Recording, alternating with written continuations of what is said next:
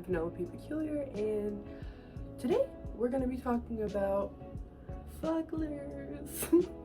We actually have to go back to 2010 when a British woman named Louise McGettrick, who was actually a children's book author, came across an interesting listing on eBay. The listing consisted of a sandwich bag of individual denture teeth, and instead of the usual reaction of maybe just scrolling, she was like, what would these look like on a teddy bear? I think it would be a little silly. So she ordered them and immediately did just that. Fugglers were born as a joke, but would soon take the world by storm. Once she posted her first fuggler on her Etsy, which was called Miss Gettrick's Fuggler Emporium. I love that. The orders quickly started to flood in. She continued to sell these funny, ugly monsters on her own for years until the workload became a little bit too much for one person, and they began to gain the attention of massive corporations. A particular company named Spin Master was especially interested in fugglers, so in 2018 they took over the Fuggler franchise, taking the manufacturing to China. They continued making new exciting fugglers, including other types of fuggler collectibles, not just plushies. Like this little guy that I got a 5 Below. They continued making new fugglers until 2020 when the pandemic hit, and even fugglers were scared, so they went into hiding. They were sent to clearance aisles and discontinued. Fans were very distraught, thinking that this was the last time that they would ever see these funny, ugly monsters on shelves. This was until 2021 when Adop, a British toy company, striked up an agreement with Spin Master to take over as the official licensing of fugglers. This meant that the fuggler manufacturing was going right back to the United Kingdom. Beginning in 2022, Adop began selling fugglers, giving us exactly what we wanted. And every year, fugglers seem to become more and more available, now being sold in the United Kingdom, Australia, Canada, and the United States. The thoughts and opinions on these toys are very mixed, some finding them a little scary and grotesque, and others, like myself, find this ugliness endearing and charming. No matter what your opinion is, I think we can all agree that a little bit of diversity is never a problem in the toy aisles and is actually very welcome. Let's take a brief intermission in the story to talk about what are fugglers. What the fug are fugglers? Fugglers are these little guys. They actually started as these, not him in particular, we'll get to him in a second, but they are plushies that have a little bit of ugliness mixed in. They're funny, ugly monsters. The Fugglers website says that fugglers are funny, ugly monsters that will run your life and warm your heart with their mischievous antics and straight up bonkers appearance, which pretty well sums it up. Fugglers are plush monsters with human-like teeth, these thoughtless eyes, a big wet nose, and a butthole button, which I think is so cute. They're made from a variety of different materials. They're honestly pretty flat. When compared to other plushes like Squishmallows, they are very flat. The last important attribute is the little tag that you see on the leg. That is basically what they are. They also have dog toys, the mini figure blind bags, the baby fugs, and the large fugs. Back to our story. So where are fugglers today? In 2024, Zero took over the licensing for the Fugglers brand, and that's who owns it today. Fugglers have become a household name, and they've gotten collaborations with massive companies and franchises, including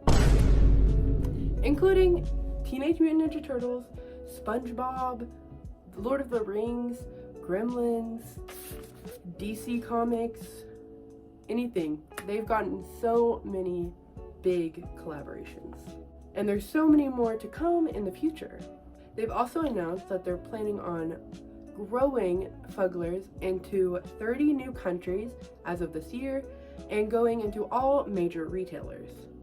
So many unique Fuggler lines have been released, including the gold Fuggs, fart face, hairy Fuggs, and so many more.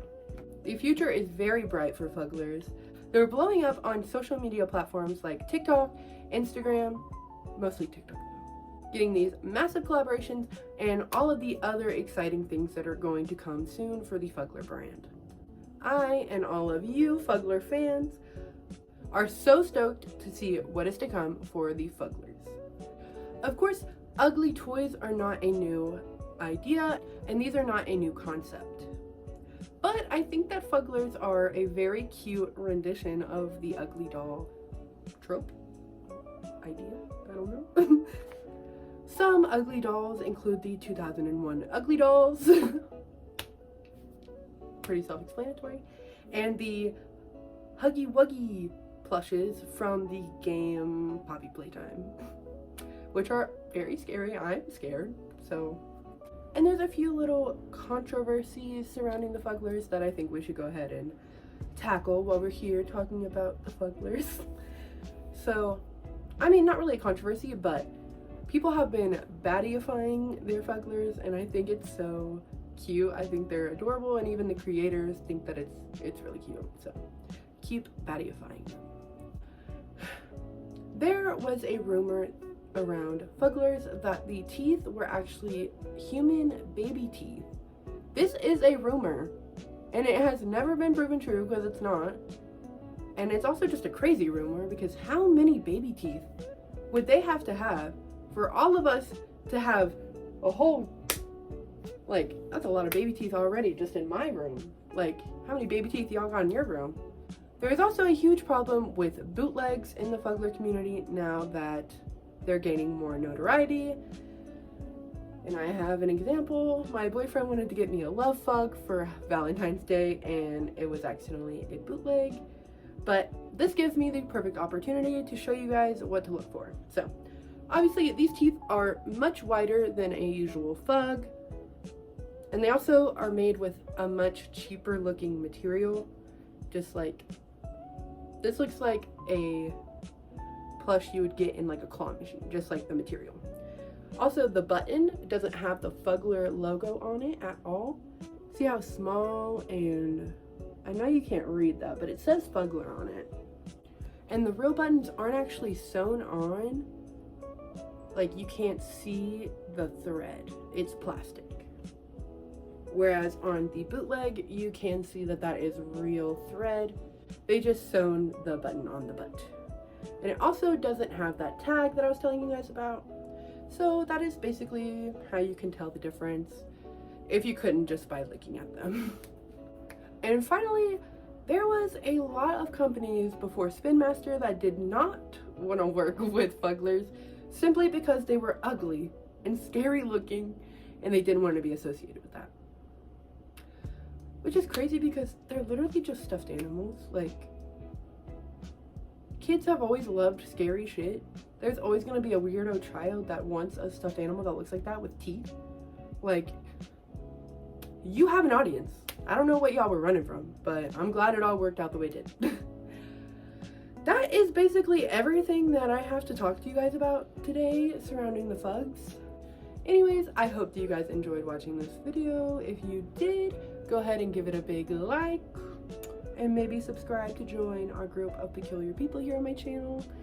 I can't wait to see you guys in the comment section where we can talk about anything Fuggler related or not. Do you guys have any Fugglers? What's your favorite? There's a lot of Fugglers that I don't even have in my collection. I mostly have the baby Fuggs because that's what my local store has. Because they hate me, I guess. But with that being said, I have run out of things to say, so we've reached the end of the video.